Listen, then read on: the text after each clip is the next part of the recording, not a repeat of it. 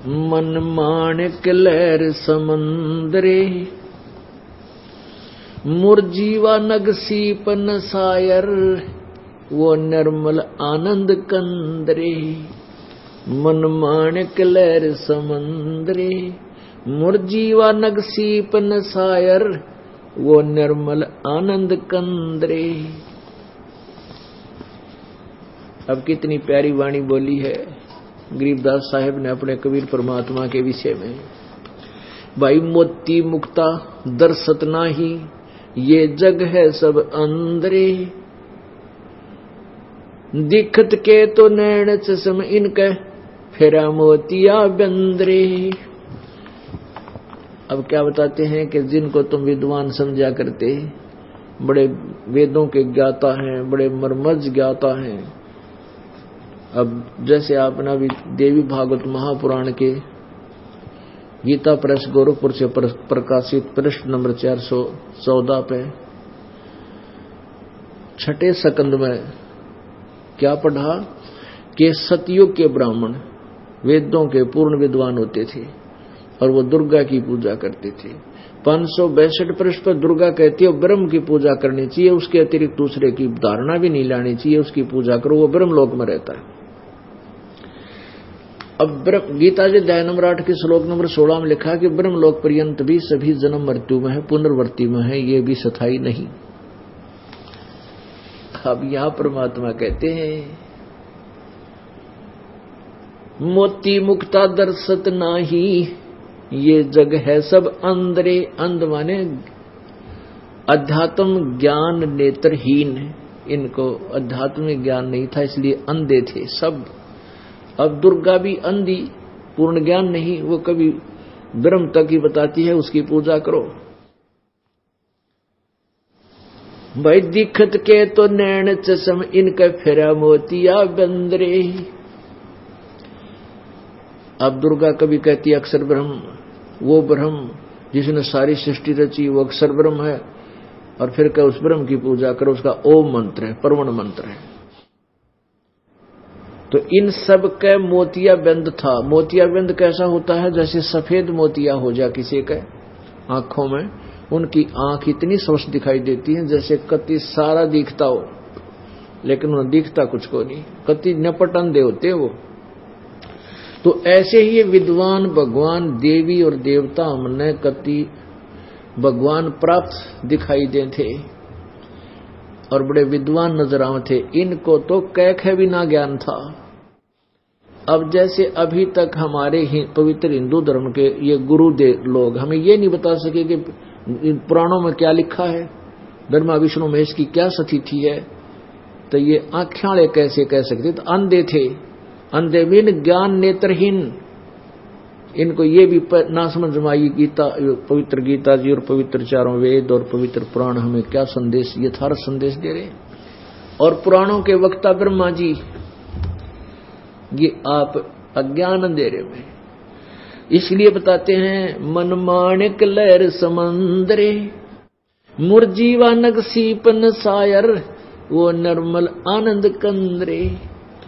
भाई मोती मुक्ता दर्शत नाही, यो जग है सब अंदरे, दिखत के तो नैन चश्म इनके, फेरा मोतिया बंदरे। ये दिखत के तो आंखें बड़ी निर्मल दिखाई दे, बड़े विद्वान नजर आवे हैं, पर इनका अज्ञान रूपी मोतिया बंद हो रहा है। नर नारायण देशी पाके, जय कट्याना यम का फंदरे, रतन अमोली दर्शत नाही, धक है वाकी जिंदरे। कि ऐसा सुंदर शरीर पर आप पाके और फिर भी भगवान नहीं मिले, और कहते हैं वो परमात्मा नहीं प्राप्त हुआ, तो धिक्कार है उसके जिंदगी ने, इस मनुष्य जीवन को।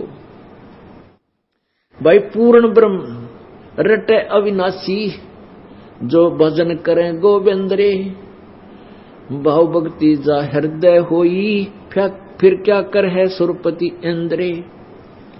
अब जिनके सच ये ज्ञान समझ में आ गया और सच्चे दिल तो भक्ति में लौ लाएगी, कहते फिर यहाँ का सुरपति देवताओं के राजा इंद्र की पदवी भी हमारे लिए व्यर्थ है। वो भी वो क्या कर है सुरपति इंद्रे, यानी उसके सामने वो सुख देवताओं के राजा इंद्र का भी व्यर्थ है। व्यर्थ क्यों है? क्योंकि वैसे तो इंद्र को बहुत सुख है, देवताओं का राजा है, स्वर्ग का राजा है, लेकिन यू राज रहेगा कितने दिन? यू ज्यादा समय नहीं रहे, इसका फिक्स टाइम है। 72 चौकड़ी युग इंद्र, एक इंद्र 72 चौकड़ी युग तक शासन करता है, 72 चतुर्युग तक। और एक ब्रह्मा के दिन में 14 इंद्र अपना शासन पूरा कर लेते हैं, इसलिए 1008 चतुर्युग होते हैं।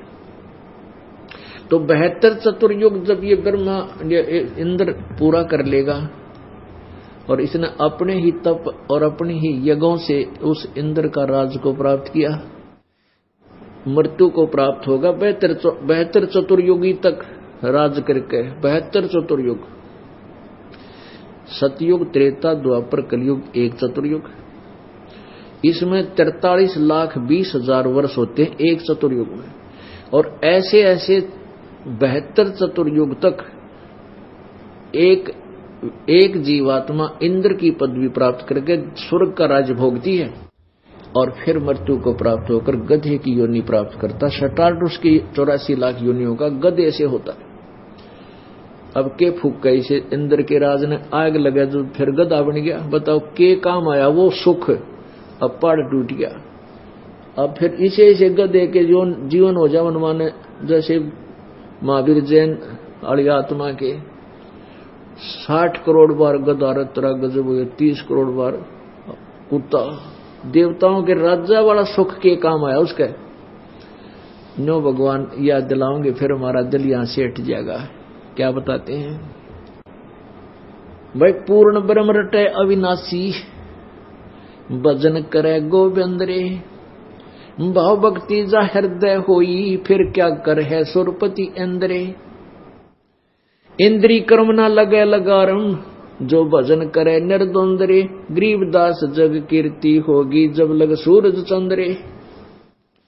कि देखो भक्ति करोगे आपका काम आवेगी, यहां भी सुख मिलेगा, और यहां से भक्ति करके जाओगे तो कहते आपकी कीर्ति बनी रहेगी, जब लग सूरज चंद्रे।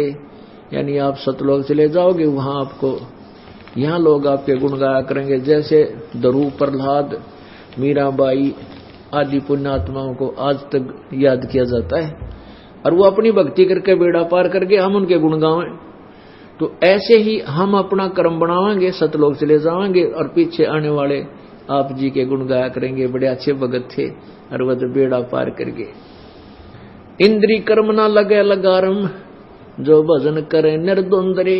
निर्द्वंद माने और सब तरफ से ध्यान हटा के अपने मालिक के चरणों में लगे रहे। काम जो अपना पेट रोजगार निर्वाह के लिए धंधा करे, उसमें भी मालिक को भूल नहीं पड़ने दे, उसको कहते हैं निर्द्वंद भजन करना। और गरीब दास जग कीर्ति होगी, जब तक सूरज चंद्रे। अपने आत्माओं कबीर परमेश्वर जी अपने तत्व ज्ञान को आप ही बताने आते रहते हैं, और फिर हमारे जैसे दास की सेवा लगा देते हैं, ड्यूटी लगा देते हैं, अपनी प्यारी आत्माओं को अपने यथार्थ ज्ञान से परिचित कराने के लिए। अभी तक हमें ब्रह्मा विष्णु महेश के बारे में क्या बताया गया था कि अजर व अमर हैं, सर्वशक्तिमान है, ये सृष्टि के रचनहार हैं, और ये पूर्ण परमात्मा है, सभी ब्रह्मांडों के रचयिता यही हैं।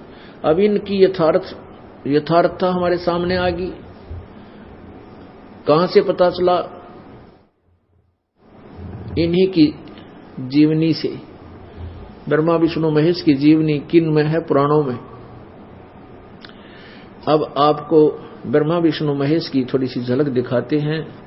पुण्यात्माओं, ये सत्संग स्थल जो है एक ऐसा सामूहिक स्थल है जिसमें पहली कक्षा के बालक भी, बच्चे भी होते हैं, यानी श्रोता हैं, और दूसरी कक्षा के भी, यानी कुछ ऐसे हैं जो पहली बार सत्संग सुनने आए हैं।